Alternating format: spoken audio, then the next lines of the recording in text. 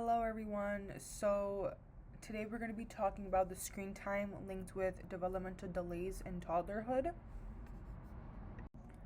So, as I was scrolling through, Google, I stumbled across a CNN news article, and it was the screen time linked with developmental delays in toddlerhood study finds by Kristen Rogers, CNN, and it was published in 2023.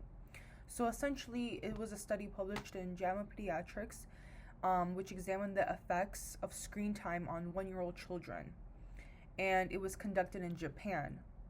So the study followed over 7,000 children from the Tohoku Medical Megabank project, and the key findings was that first, children exposed to more than 4 hours of screen time daily at age 1 were more likely to show developmental delays by the age of 2. So the delays were observed in communication, problem solving, personal, social, and fine motor skills, and even 1 to 4 hours of daily screen time was linked to delays in communication and problem solving. So then researchers emphasized that face-to-face interactions and physical play are essential for healthy brain development. So also experts recommended using books, toys, and just much more healthier alternatives to screens for infants. So here's what's new or being eliminated by the CNN article and the study it reports on. Key insights from the study. Early screen time has measurable impacts by age 2, while concerns about screen time aren't new. This study provides specific evidence that developmental delays can be observed just 1 year later, offering a clearer timeline of the risk. Type and severity of delays vary with screen time duration. 1 to 4 hours daily, delays primarily in communication and problem solving. 4 hours plus daily, broader delays including personal, social, and fine motor skills, and the developmental risk increases incrementally with added hour of screen time, underlining that even moderate use, not just excessive, may pose a concern. Also, what's being eliminated? So the critical window of early childhood is that the study emphasizes how influential the first year of life is in shaping cognitive and social abilities. And then we go to the face-to-face interaction, which isn't optional, it's foundational.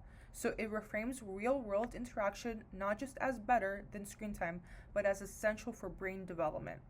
And then reinforcement of guidance for parents, rather than suggesting a total ban, underscores the value of intentional quality interactions through books, toys, play, highlighting manageable, positive alternatives. The article's connection to developmental psychology. So the first topic we're going to be talking about is the critical periods of development, and it is that early childhood is a critical period for brain development, for example, language and motor skills.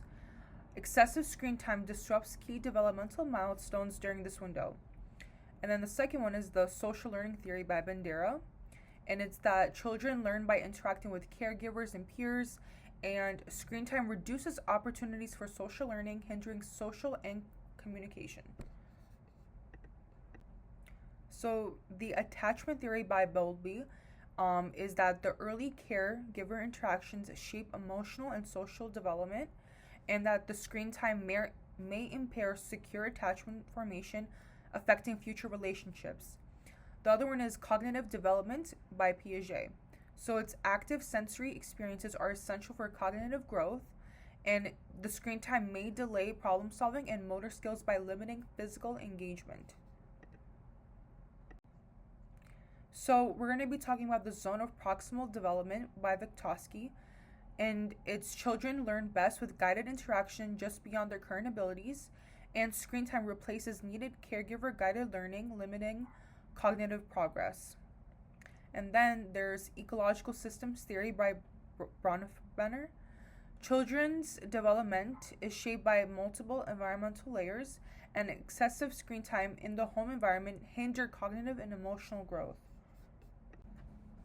So connections between the article and textbook. First, media and technology. The textbook discusses how technology affects development, aligning with the article's focus on screen time's negative impact on young children's cognitive and social skills. Next, cognitive development. Delays in communication and problem solving mentioned in the article reflect textbook content, how early sensory and interactive experiences are essential for brain growth in infancy and toddlerhood. Emotional and social development. The article's warning about reduced face to face interaction parallels the textbook's emphasis on the role of early relationships in forming emotional bonds and social skills. Ecological systems theory. Both sources highlight how a children's immediate environment, such as screen exposure at home, can influence development, especially during critical early years. That is the end of my Psychology in the News project. I hope you guys enjoyed, and these are my references. And yeah, thank you so much.